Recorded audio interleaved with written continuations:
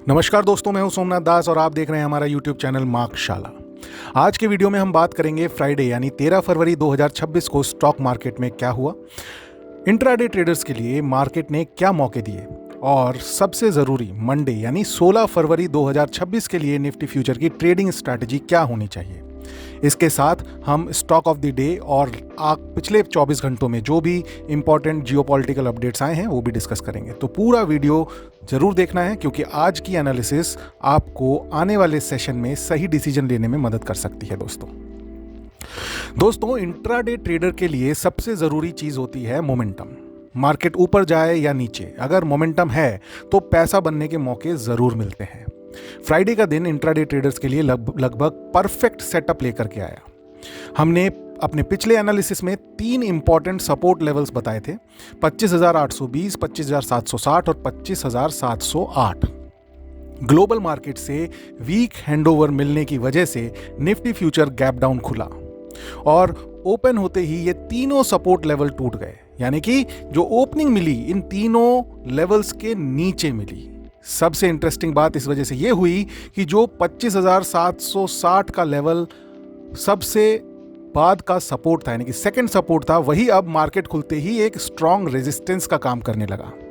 जैसे ही Nifty future ने 25,760 के नीचे टिकना शुरू किया, वहां से शॉर्ट ट्रेड का शानदार मौका मिला और लगभग 190 पॉइंट की तेज गिरावट वहां से देखने को मिली। पूरे दिन का इंट्राडे रेंज लगभग 238 पॉइंट रहा और कल की क्लोजिंग से आज की लोएस्ट पॉइंट तक लगभग 369 पॉइंट्स का मूव जो है निफ्टी फ्यूचर में देखने को मिला, जो कि एक बड़ा मूव था। दोस्तों मार्केट एकदम सिंगल साइड ट्रेंड में था और इससे बेहतर सेटअप इंट्राडे ट्रेडर्स के लिए मुश्किल से ही मिलता है। तो हैप्पी ट्रेडिंग इंट्राडे ट्रेडर्स के लिए।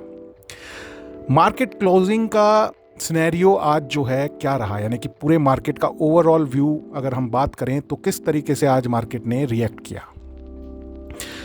निफ्टी स्पॉट लगभग 1.30% गिरकर 25,471 पर बंद हुआ है। दोस्तों मार्केट ब्रेड्थ बहुत ही खराब था, 637 स्टॉक्स बढ़कर बंद हुए और उनके अगेंस्ट में 2272 स्टॉक्स में गिरावट देखी गई।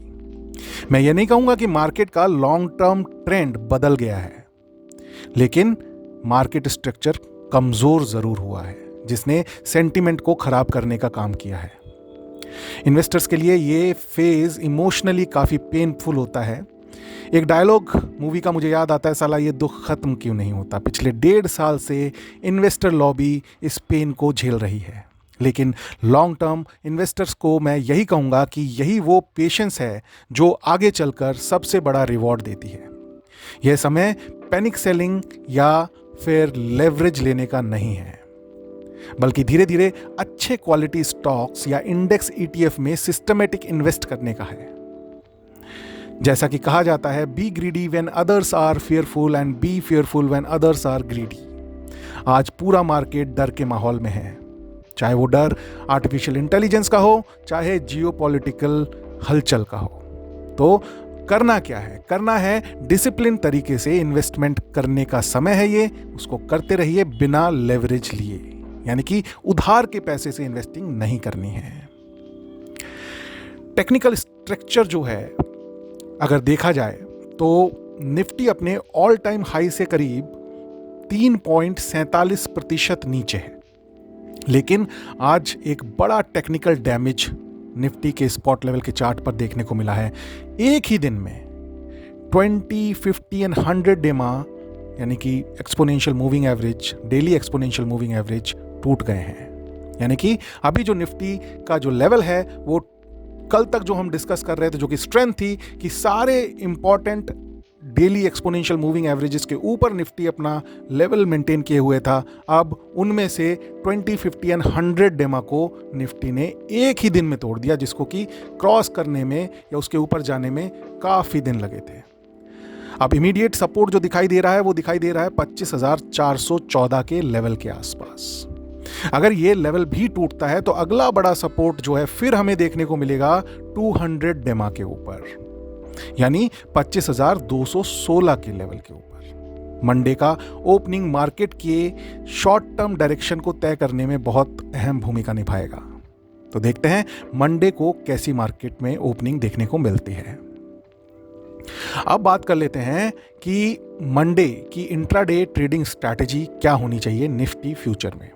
वोलेटिलिटी बहुत ज़्यादा है, इसलिए पेशेंस और डिसिप्लिन सबसे ज़्यादा ज़रूरी है। इंट्राडे कंसोलिडेशन जो रेंज है, अगर मंडे को मार्केट कंसोलिडेशन फेज में आता है तो वो किस रेंज के अंदर रहेगा, वो रेंज है 25,684 से 25,290 के बीच में, राइट।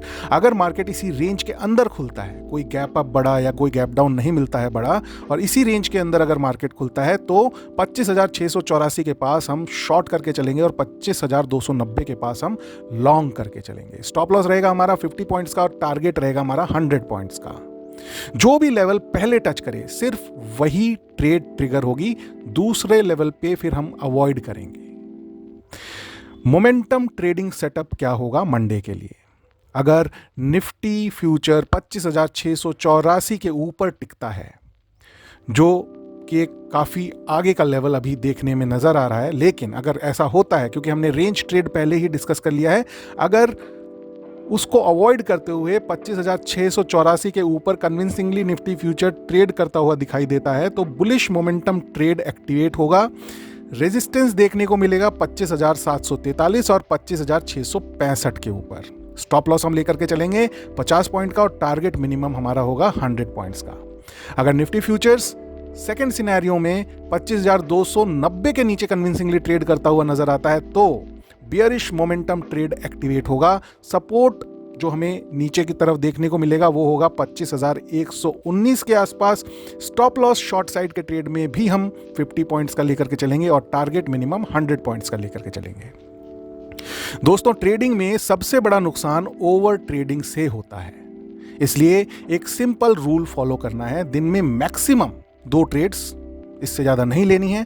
आइडियली एक रेंज ट्रेड और एक मोमेंटम ट्रेड, जो कि हमारे ये डिस्कस, जो हम डेली ये सेटअप डिस्कस करते हैं, उस सेटअप के हिसाब से अपना ट्रेडिंग प्लान बनाते हैं। एक रेंज और एक मोमेंटम ट्रेड का मिक्सचर होना चाहिए, जिसमें कि मैक्सिमम 2 ट्रेड, इससे ज़्यादा नहीं। अगर पहला ट्रेड आपका टारगेट अचीव करवा देता है तो दूसरे ट्रेड की तरफ जाने की आपको ज़रूरत ही नहीं है। कैपिटल बचाना सबसे ज़रूरी है, क्योंकि कैपिटल बचेगा तभी जो है भविष्य में ट्रेडिंग कर पाएंगे। अगर कैपिटल ही नहीं रहेगा तो फिर आपका सेटअप आपके किसी काम का नहीं है। और अगर रेंज के बाहर ब्रेकआउट मिलता है या ब्रेकडाउन मिलता है और मोमेंटम ट्रेड एक्टिवेट होती है, तब तो ये जो मैक्सिमम 2 ट्रेड का जो रूल है वो 1 ट्रेड पे आ जाएगा। अगर ट्रेड आपके फेवर में गया, वेल एंड गुड। अगर आपका स्टॉप लॉस हिट हो जाता है तो आप उस पर्टिकुलर डे के लिए अपना टर्मिनल क्लोज करके मार्केट से बाहर हो जाइए। चलिए अब बात कर लेते हैं मंडे के लिए, यानी 16 फरवरी 2026 के लिए स्टॉक ऑफ द डे। 16 फरवरी 2026 के लिए हमारा स्टॉक ऑफ द डे है कैंपस एक्टिववेयर। चार्ट पर इसका प्राइस एंड एक्शन काफ़ी मजबूत दिखाई दे रहा है और इसका रिस्क रिवॉर्ड रेशो जो हमारे सेटअप पर निकल करके आ रहा है वो आ रहा है 1:2.28। ट्रेड सेटअप क्या है? हम इसे करंट मार्केट प्राइस यानी कि 272 या उसके आसपास खरीद कर चलेंगे। स्टॉप लॉस हमारा रहेगा 268 रुपए का और टारगेट हम लेकर के चलेंगे 282 का। यह एक पोजिशनल ट्रेड सेटअप है जिसमें रिस्क सीमित और रिवॉर्ड बेहतर है। अब नजर डाल लेते हैं पिछले 24 घंटे की कुछ अहम जियोपॉलिटिकल और इकोनॉमिक खबरों पर, जिसका कि इम्पैक्ट आपके financial market, economic, global economy पर पड़ सकता है, भारतीय इकोनॉमी पर पड़ सकता है। तो सबसे पहले बात कर लेते हैं, भारत सरकार ने 75,500 करोड़ का बॉन्ड स्विच ऑपरेशन किया, जिससे डेट मैनेजमेंट आसान होगा और बॉन्ड मार्केट को स्टेबिलिटी मिलेगी। It's a good news, positive news for the bond market. Global oil market में टाइटनेस बढ़ रही है क्योंकि रशिया ईरान सेक्शन और मिडिल ईस्ट टेंशन सप्लाई को प्रभावित कर रहे हैं। ब्रेंट क्रूड करीब $70 पर बैरल की तरफ बढ़ रहा है, जो इन्फ्लेशन और इंडिया की ट्रेड डेफिसिट के लिए एक चिंता का विषय है और इसका एक नेगेटिव इम्पैक्ट हमारे इक्विटी यानी स्टॉक मार्केट्स पर भी पड़ सकता है, क्योंकि ये हमारी इंडियन इकोनॉमी को डेंट करेगा अगर ये रेट जो है क्रूड का बढ़ता है तो। यूके ने यूक्रेन को 540 मिलियन पाउंड की मिलिट्री एड देने का ऐलान किया है, जिससे कि जियोपॉलिटिकल रिस्क और ग्लोबल मार्केट वॉलेटिलिटी बढ़ी है। भारत बंद की वजह से 600 से ज़्यादा जिलों में ट्रांसपोर्ट और बिजनेस एक्टिविटीज़ जो हैं प्रभावित हुई। एक पॉजिटिव खबर ये रही कि इंडिया की सीपीआई इन्फ्लेशन घटकर 2.75% पर आ गई है, जिससे आगे चलकर आरबीआई की तरफ से रेट कट की उम्मीद मजबूत हुई है। दोस्तों मार्केट फिलहाल हाई वॉलेटिलिटी और अनसर्टेनिटी के फेज में गुजर रहा है। ट्रेडर्स के लिए मोमेंटम ट्रेडिंग प्लस डिसिप्लिन ही सबसे बड़ा वेपन है, और इन्वेस्टर्स के लिए patience plus quality stocks plus systematic investing ही लॉन्ग टर्म सक्सेस की चाबी है। अगर आपको ये एनालिसिस पसंद आया हो दोस्तों, तो इस वीडियो को लाइक करें, चैनल को सब्सक्राइब करें और शेयर करें अपने दोस्तों के साथ जो इस इन्वेस्टिंग वर्ल्ड में, इस ट्रेडिंग वर्ल्ड में रुचि लेते हैं। आप हमारी वेबसाइट यानी www.markshala.com पर जाकर डेली मार्केट एनालिसिस और डिटेल्ड ब्लॉग भी पढ़ सकते हैं।